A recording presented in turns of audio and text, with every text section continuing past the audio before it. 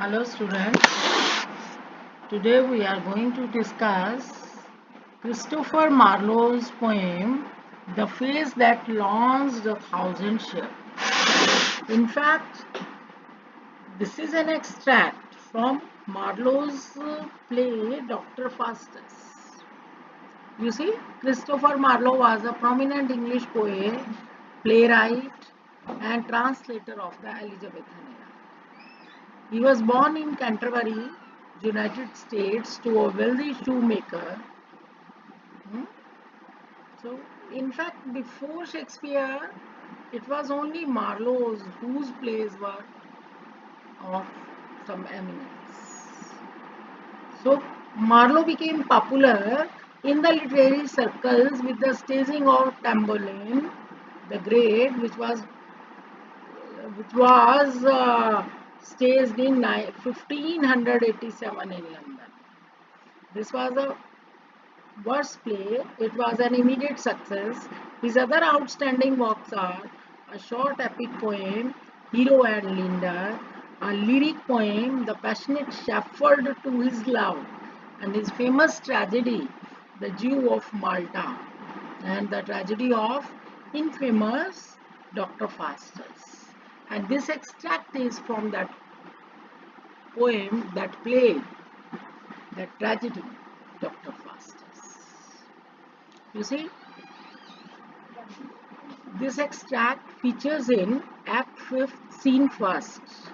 Dr. Faustus is a magician and he is a doctor of medicine and divinity.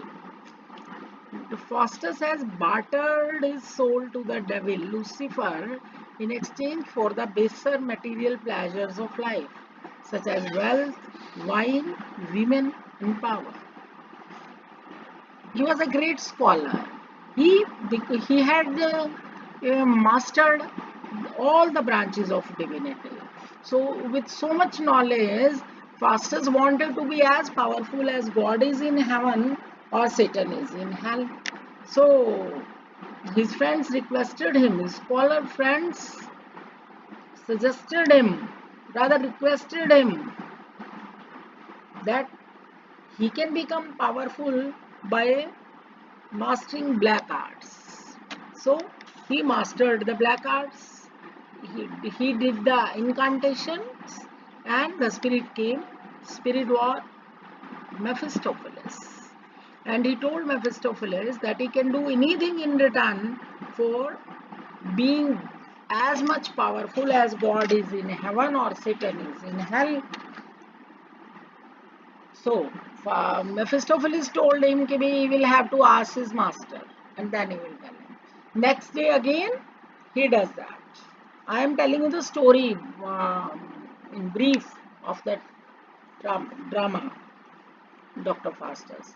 So next day he calls spirit. Mephistopheles comes and he says that he will have to sell his soul to the devil for 24 years and then he will become as much powerful. He will get whatever he wants in life. तो Faustus को ऐसा लगता है कि अरे भाई ओहो एक सोल क्या उसके पास, तो अगर 1000 सोल होती, अगर उसके पास उतनी सोल्स होती जितने स्टार्स हैं हेवन में, तो he could do that also. So it doesn't make any difference. So he is ready for that, है ना. So he will have to sign that bond with blood.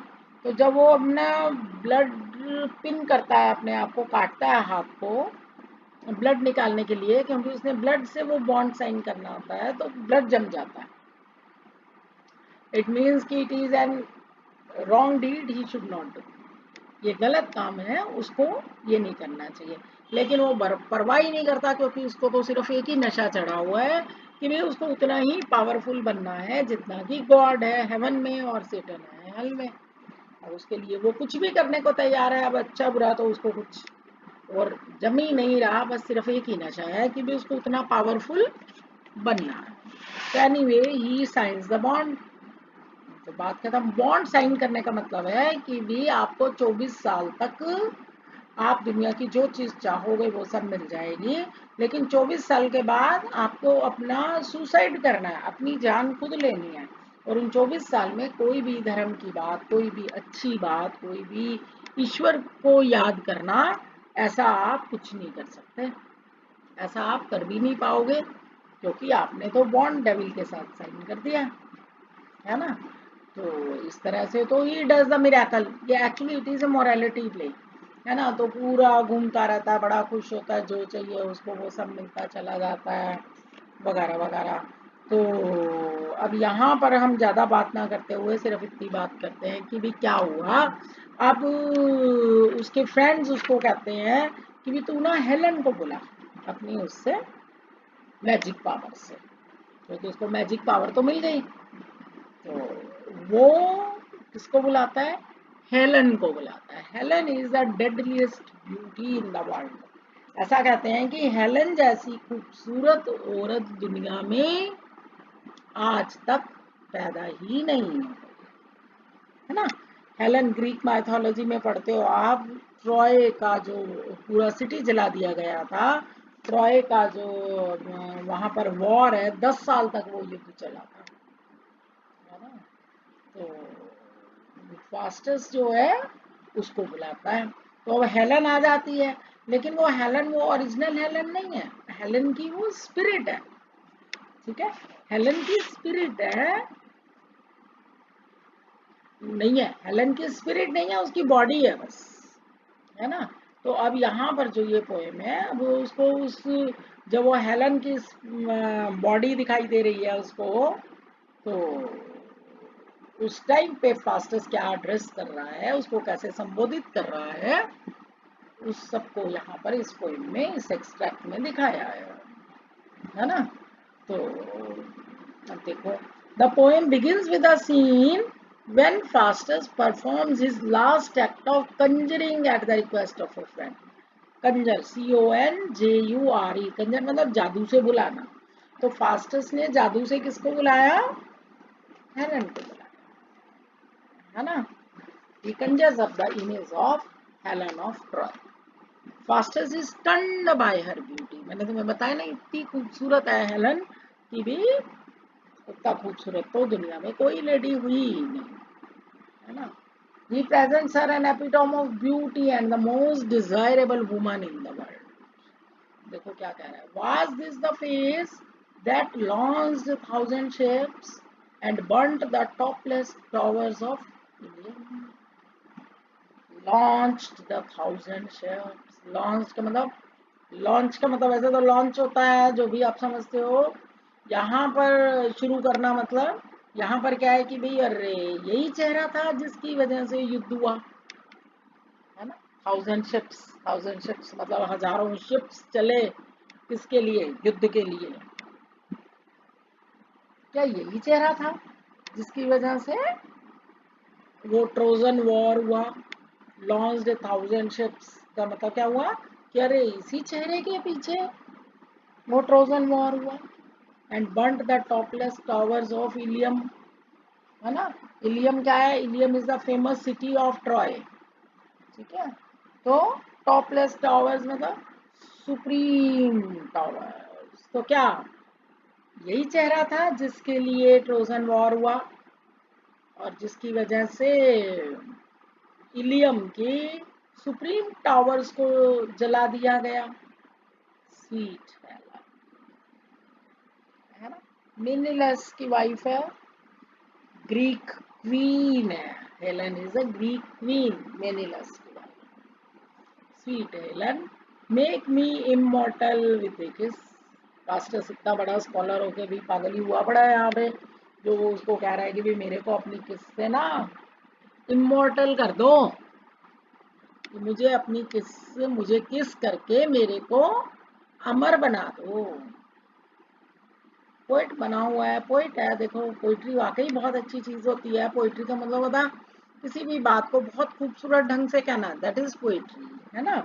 So her lips सक fourth my soul. उसको लगता है उसने उसको किस कर दिया, क्योंकि भाई मैजिक पावर है, तो वो जो कहेगा, हेलन तो स्पिरिट है, वो जो कहेगा वो वही करती रहेगी। तो वो कहता है हर लिप्स सक फोर्थ माय सोल। तो उसको लगता है उसने किस किया, किसने? हेलन ने किस किया। तो उसको लगता है उसकी सोल निकल के उसकी बॉडी से बाहर आ गई। किसकी सोल आ गई बाहर? फास्टस की सोल। फास्टस को लगता है मेरी सोल मेरी बॉडी से बाहर आ गई। सी वेयर इट फ्लाइज, देखो देखो कहाँ उड़ गई, कौन, soul. Come Helen come, give me my soul again. O Helen please come back and give me my soul, give back to me my soul, कि मेरी सोल मेरे को वापस दे दो। Here will I dwell, I will live here, है ना, कि मैं तो यहीं पे ही रहूंगा, इसी में ही रहूंगा। For heaven is in these lips, क्योंकि इन लिप्स में ही हेवन है। कौन से लिप्स में? हेलन ने उसको किस जो किया, किसको, फास्टस को। तो फास्टस को किस किया, हेलन ने, तो उसको लगता है कि इन लिप्स में ही मेरी जिंदगी है और मैं तो यहीं रहना चाहता हूँ। And all is dross, that is not Helena. All is dross, अब ड्रॉस मतलब वर्थलेस, कि हर वो चीज बेकार है जिसमें हेलन नहीं है, कि वही चीज हेवनली है जिसमें हेलन है, और जिसमें हेलन नहीं है वो सब क्या है, वो तो वर्थलेस है। I will be Paris and for love of thee instead of Troy shall Wittenberg be sacked. I will be Paris, Paris कौन था? Paris was a Trojan prince who was in love with Helen and for love of the instead of, Paris किसको love करता था? Helen को love करता था, है ना, तो इसीलिए ही तो उसने अटैक किया। तो कहता मैं भी तुम्हारे, जिसके लिए वो ट्रोजन वॉर चला था, तो वो कहता है कि मैं भी तुम्हारे लिए पेरिसूं बन जाऊंगा और तुम्हारे प्यार के लिए ट्रॉय की जगह मैं विटनबर्ग को चला दूंगा।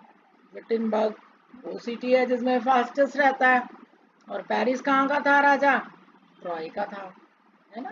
तो बस कहना है क्या, उसका कहने का मतलब है कि भी मैं पेरिस से कम नहीं हूँ। पेरिस ने ट्रोजन वॉर हुआ और उसने पूरे ट्रॉय सिटी जला दिया गया, 10 साल तक वो ट्रोजन वॉर चला। तो कहता है कि भाई मैं ट्रॉय सिटी की जगह मैं यहाँ पे विटनबर्ग को चला दूंगा। And I will combat with weak Menelaus, और मैं उसका मुकाबला कर सकता हूँ आराम से, किसका? मेनिलस। मेनिलस कौन है? उसका हस्बैंड, किसका? हेलन का। तो कहता है उसका तो मैं आराम से है मुकाबला कर सकता हूँ, मैं उससे फाइट कर सकता हूँ, मैं उससे कम्बैट कर सकता हूँ। And wear thy colours on my plumed crest, plumed crest समझ गए? जैसे कोई राजा जीतता था तो उसने वो जो हेड गियर पाया होता था, सिर पे वो जो मुकुट सा पाया होता था, उसके ऊपर वो पंख लगे होते थे, जीत के पंख लगा देते थे किसी भी पक्षी के या कोई भी ऐसे, है ना। तो कहता है वो कलर्ड प्लूम जो का क्रेस्ट जो है वो मैं पहनूंगा तुम्हारे उस वीक से हस्बैंड को हराने के बाद, ठीक है। And I will get you, या I will wound Achilles in the heel, Achilles is a Greek hero. तो कहता मैं तो एक्लीज को भी जख्मी कर दूंगा, and then return to Helen for a kiss. कहता मैं एक्लीज जो इतना बड़ा हीरो है उसको हरा के उसके बाद फिर मैं तुम्हारे पास आ जाऊंगा, किसके लिए? ओ thou art fairer than the evening star, क्या कह रहा है कि तुम तो खूबसूरत हो, किससे? इवनिंग स्टार से भी ज्यादा खूबसूरत हो। Clad in the beauty of 1000 stars, तुमने तो 1000 स्टार्स से भी ज्यादा ब्यूटी है। Brighter art thou than flaming Jupiter, है ना, Jupiter is the chief god in Greek mythology. तो he says कि भाई you are more bright than Jupiter when he appeared to hapless Semele। Semele क्या है? Semele एक priestess है and she was the lover of Zeus and lover of Zeus, है ना, mythology से अब ये उठाया उसने, ठीक हो गया। हैप्लेस मतलब sad.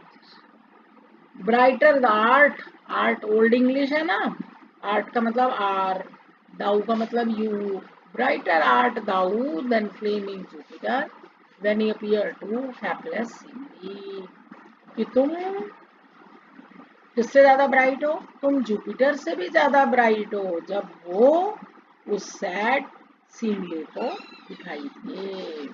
More lovely than the monarch of the sky. You are more lovely than the monarch of the sky. In wanton Arethusa's Aegean.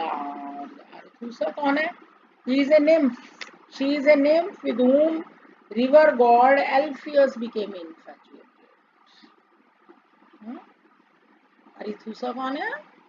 Arethusa is a wood nymph. Azure arms का मतलब क्या हुआ? Blue colored surface of lake Arethusa. अजोर का मतलब होता है blue coloured water, है ना. और अरिथुसा क्या है? निम्फ है, रिवर है ना. तो she is a nymph with whom river god Alpheus became infatuated. तो बस एक ये ट्रिब्यूट है उसको, किसको? हेलन को. कि फास्टस कह रहा है कि तुम तो उससे भी ज्यादा स्वीट हो, उससे भी ज्यादा लवली हो. किससे? किससे ज्यादा? अरिथुसा. जिसके लिए रिवर गॉड इन्फैचुएटेड हो गए. And none but thou shalt be my paramour. और तुम सिर्फ मेरी ही बिलवेड होगी और किसी की भी नहीं.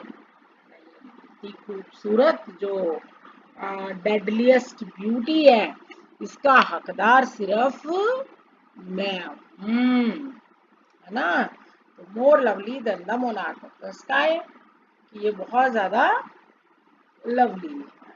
कौन? Helen is more lovely than the monarch of the sky. Helen is more sweet, है ना, than that river god. That then Helen is more lovely than Arethusa, whom river god became infatuated. So he says that only I deserve you, none but thou shalt be my partner.